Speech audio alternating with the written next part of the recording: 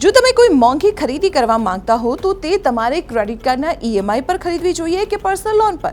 આ પ્રશ્ન ઘણા લોકોના મનમાં આવે છે.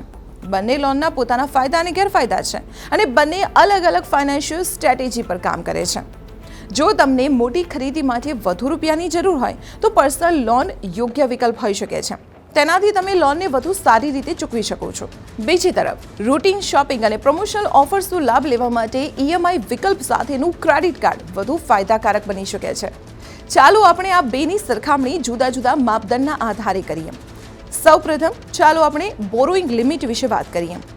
પર્સનલ લોનમાં બોરોઈંગ લિમિટ સામાન્ય રીતે તમારી આવક અને ક્રેડિટ સ્કોર પર આધારિત હોય છે. આનો અર્થ એ છે કે તમે ક્રેડિટ કાર્ડની તુલનામાં પર્સનલ લોનમાં મોટી રકમની લોન મેળવી શકો છો.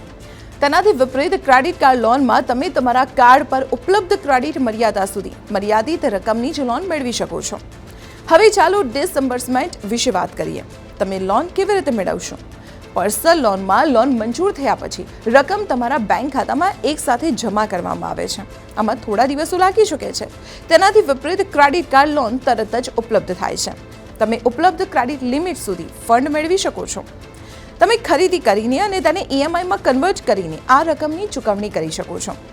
દસ્તાવેજોની વાત કરીએ તો પર્સનલ લોન માટે અરજી કરતી વખતે તમારે આવશ્યક દસ્તાવેજો આપવા પડશે, જેમ કે આવકનો પુરાવો, એમ્પ્લોયમેન્ટ વેરિફિકેશન અને ઓળખનો પુરાવો. જ્યારે મોટાભાગની ક્રેડિટ કાર્ડ લોનમાં કોઈ વધારાના દસ્તાવેજોની જરૂર નથી હોતી, કારણ કે તમે જ્યારે ક્રેડિટ કાર્ડ લીધું હશે ત્યારે બધા જ દસ્તાવેજો પહેલેથી જ આપેલા હશે. હવે વાત કરીએ વ્યાજ દર વિશે. પર્સનલ લોન પરનો વ્યાજ દર સામાન્ય રીતે નિશ્ચિત હોય છે અને તે તમારા ક્રેડિટ સ્કોર અને લોનની શરતોના આધારે નક્કી કરવામાં આવે છે. આ વ્યાજ દર ક્રેડિટ કાર્ડની લોન કરતાં ઓછો હોઈ શકે છે. ક્રેડિટ કાર્ડના ખર્ચને તમે જ્યારે ઈએમઆઈમાં ફેરવો છો ત્યારે પણ વ્યાજ દર અલગ હોઈ શકે છે. અન્ય મહત્વપૂર્ણ માપદંડ છે બોરોઈંગ ટાઈપ. પર્સનલ લોન એ ઇન્સ્ટોલમેન્ટ લોન છે, જ્યાં તમારે નિશ્ચિત સમય મર્યાદામાં વ્યાજ સાથે નિશ્ચિત રકમ ચૂકવવાની હોય છે. જ્યારે ક્રેડિટ કાર્ડ લોન એ ફરતી ક્રેડિટ છે, એટલે કે તમે તમારી ક્રેડિટ મર્યાદા સુધી ખર્ચ કરો, રકમ ચૂકવો અને પાછા ફરીથી ઉધાર લો. આ બે લોનના ફાયદા અને ગેરફાયદા જોઈએ. પર્સનલ લોનમાં તમે મોટી રકમ મેળવી શકો છો.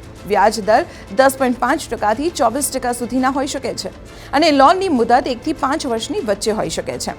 જ્યારે ક્રેડિટ કાર્ડ ઈએમઆઈ પર વ્યાજ દર 12.5%થી શરૂ થાય છે અને તે બેંકના આધારે બદલાઈ પણ શકે છે.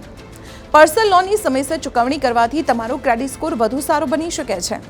પર્સનલ લોનનો ગેરલાભ એ છે કે ઓછા ક્રેડિટ સ્કોર ધરાવતા લોકો માટે વ્યાજ દર ઊંચો હોઈ શકે છે. જો ક્રેડિટ હિસ્ટ્રી સારી ન હોય, જો ક્રેડિટ સ્કોર સારું ન હોય તો લોન મેળવવી પણ મુશ્કેલ બની શકે છે. જો તમે લોનની વહેલી ચૂકવણી કરવા માંગતા હો તો તમારે અર્લી રીપેમેન્ટ ફી અથવા પ્રી ક્લોઝર ફી ચૂકવવી પડી શકે છે. ક્રેડિટ કાર્ડ ઈએમઆઈના ફાયદાઓની વાત કરીએ તો તેમાં તમને તરત જ લોન મળી જાય છે. તેમાં કોઈ જ કાગળિયાઓની જરૂર નથી હોતી.